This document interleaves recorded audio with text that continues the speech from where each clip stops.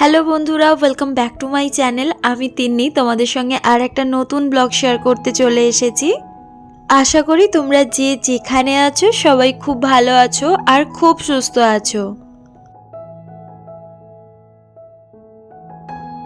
আর আজ 12টা থেকে ব্লগটা শুরু করলাম। আশা করব ব্লগটা তোমাদের ভীষণ ভালো লাগবে।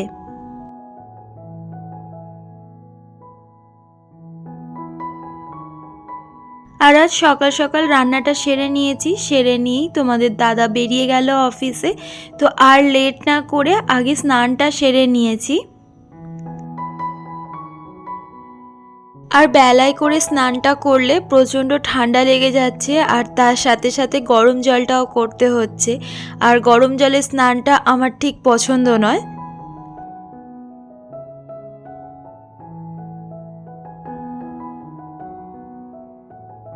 আর আজকের মেনু ভাত, একটা পকোড়া, চিংড়ি পোস্ত আর ফুলকপি আলু দিয়ে মাছ দিয়ে একটা গামাখা তরকারি করেছি।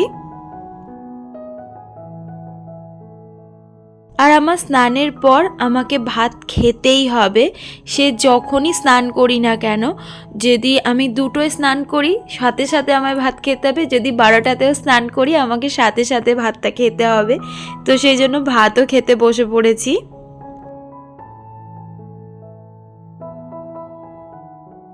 আর শীতকাল বলে না ঘুম থেকে উঠতেও একটু লেট হচ্ছে, আর ওদিকে রান্না না করে আমি ঘরদোর তো গোছাতে পারি না। তোমরা সেটা জানো, কেন তোমাদের দাদা যতক্ষণ না অফিস যাচ্ছে ততক্ষণ আমি অন্যান্য কোনো কাজটাই করে উঠতে পারি না।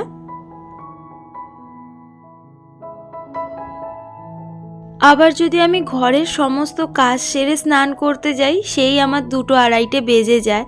তো সেই জন্য ভাবলাম আজকের একটু তাড়াতাড়ি স্নানটা করি, কেন একটু বেলা করে স্নান করলে না ভীষণ সর্দি কাশি করে যাচ্ছে। আর আমার যদি এখন একবার সর্দি কাশি করে এটা পুরো গরমকাল পর্যন্ত চলবে, মানে কিছুতেই সারবে না। আর প্রতি বছর আমার এই টাইমটা সর্দি কাশি করেও যায়, কিভাবে করে যায় আমি বুঝেই উঠতে পারি না। তো সেই জন্য এই বছরটা বিশেষ করে সচেতন হয়ে রয়েছি যাতে একদম ঠান্ডাটা না লাগে।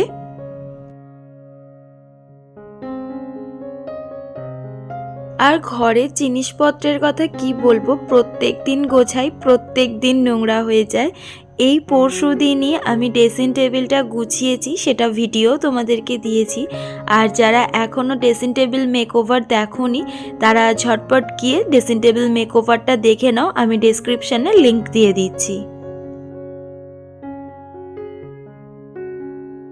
তবে প্রত্যেক দিন ঘরদোর গোছালে বেশিক্ষণ কিন্তু সময় লাগে না, আধ ঘন্টা থেকে 1 ঘন্টার মধ্যেই কিন্তু সমস্ত কিছু পরিষ্কার পরিচ্ছন্ন হয়ে যায়।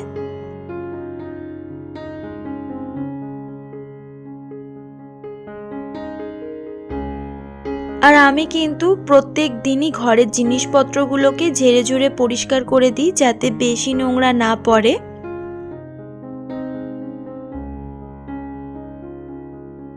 আর বেশি নোংরা পড়লে দেখবে পরিষ্কার করতেও ভীষণ কষ্ট হয়। তো তার থেকে রোজ যদি একটু একটু করে আমরা ঝাড়াঝাড়ি করি তাহলে কিন্তু একদম বেশি নোংরা হওয়ার কোনো জায়গাই থাকে না।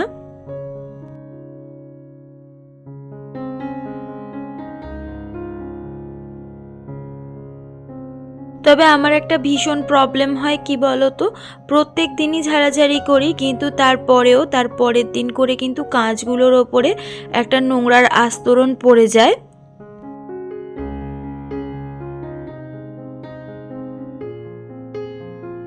সব কিছু ঝাড়াঝাড়ি হয়ে গেছে, শুধু সোফাটা বাকি আছে। সোফাটা ঝেড়ে দিলে আমার বেডরুমের সমস্ত ঝাড়াঝাড়ি মোটামুটি কমপ্লিট।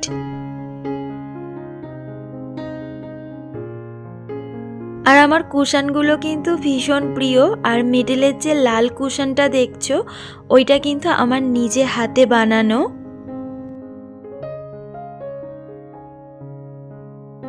আর কুশন বানানো কিন্তু ভীষণ ইজি।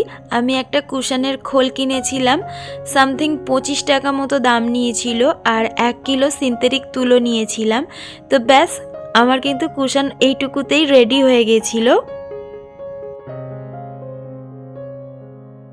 আর তোমাদের সাথে গল্প করতে করতে ডাইনিং রুমেরও মোটামুটি কিন্তু আমার কাজকর্ম হয়ে গেছে।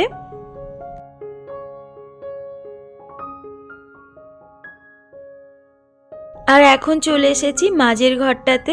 মাঝের ঘরটা সেরকম তো ব্যবহার হয় না, আমি মাঝে মাঝে এডিট করতে আসি ঘরটাতে, আর এই ঘরটাতে আমি শুধু পড়াই, সেই জন্য একদমই এই ঘরটা নোংরা হয় না বললেই চলে।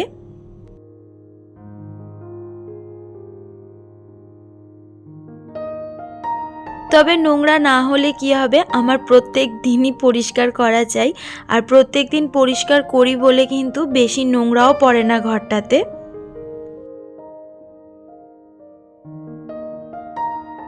আর এই ঠান্ডা ঠান্ডা করে বেশ কিছুদিন কাচাকাচি হয়নি, আর দেখো কত জামা কাপড় পরে গেছে। এই সমস্ত জামা কাপড় কালকের কাচতে হবে।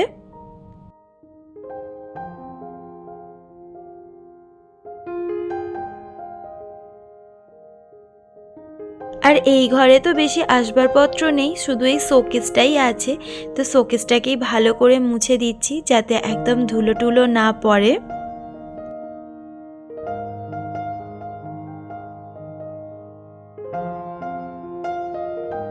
আর এই ঘরে দেয়াল আলমারিটা আছে বলে আমার অনেক রকমের শোপিস এখানে রাখতে পেরেছি, না হলে সবই আমার বক্সে বন্ধ হয়েছিল।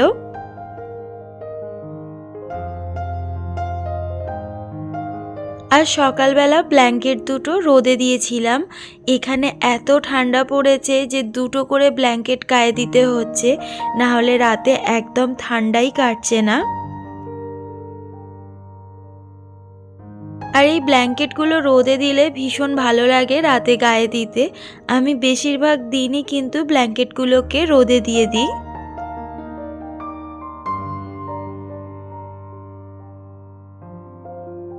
আর আজ কিন্তু একদম বসিনি, এক নাগাড়ে কাজ করে যাচ্ছি, আর মোটামুটি আমার ৪৫ মিনিট মতো হয়েছে, তার মধ্যেই কিন্তু মোটামুটি কাজ আমার শেষের পথে।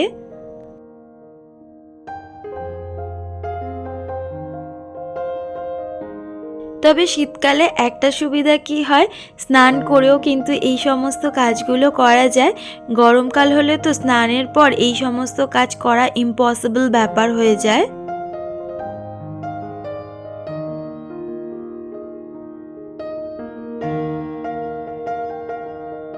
আর সকালে কিন্তু মাসি একবার মুছেই দেয় ঘর বারান্দা সমস্ত কিছুই, তারপরেও আমি বেলাতে একবার মুছে নিই। আমার ঠিক না মুছলে ঠিক যেন মনের শান্তিটা হয় না।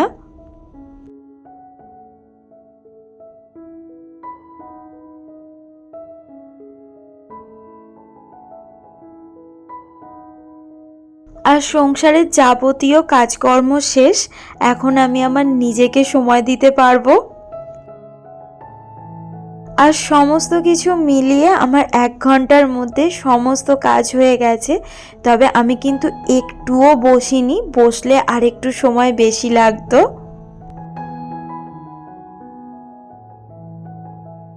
আর এখন টবগুলোকে ফুটো করে নিচ্ছি, এই ঠান্ডা ঠান্ডা করে গাছগুলোকে রিপোর্ট করা হচ্ছিল না, তো আজকের একটু সময় আছে, তো ভাবলাম এখনই এই সমস্ত কাজগুলো সেরে ফেলি।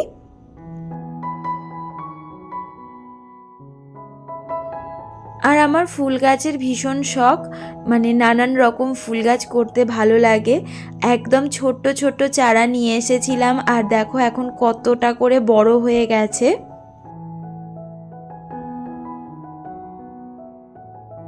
আর বিয়ের পর যখন আমি সারাদিন একাকিত্বে ভুগতাম, তো সেই সময় কিন্তু আমার এই ফুল গাছগুলোই আমার সঙ্গী হয়ে ওঠে।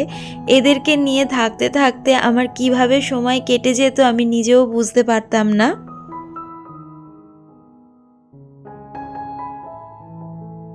আর শীতকালে এত তাড়াতাড়ি সন্ধে হয়ে যায় যে ভীষণ অসুবিধা হয়, তো জামা কাপড় যে কটা কেচেছিলাম একটাও শুকায়নি, এগুলোকে আবার মেলে দিতে হবে।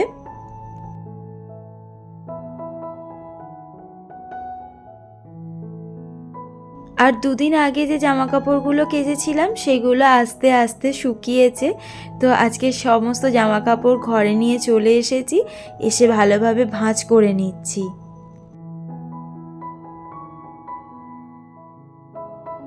তবে অনেকে বলে শীতকাল নাকি তাদের ভীষণ প্রিয় কাল, তবে আমার কিন্তু শীতকাল একদম প্রিয় কাল নয়, তার কারণ আমি কাজ শেষ করে উঠতে পারি না আর সকালে ঘুম থেকে উঠতে পারি না।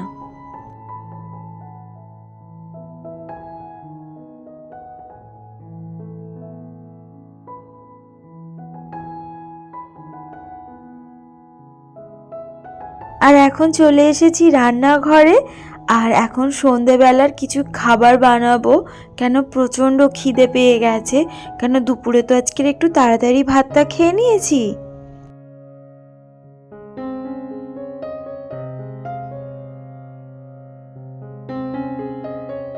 আর সবচেয়ে চটজলদি রান্না ম্যাগি, তো ভাবলাম ম্যাগিটাকে একটু অন্যভাবে করি।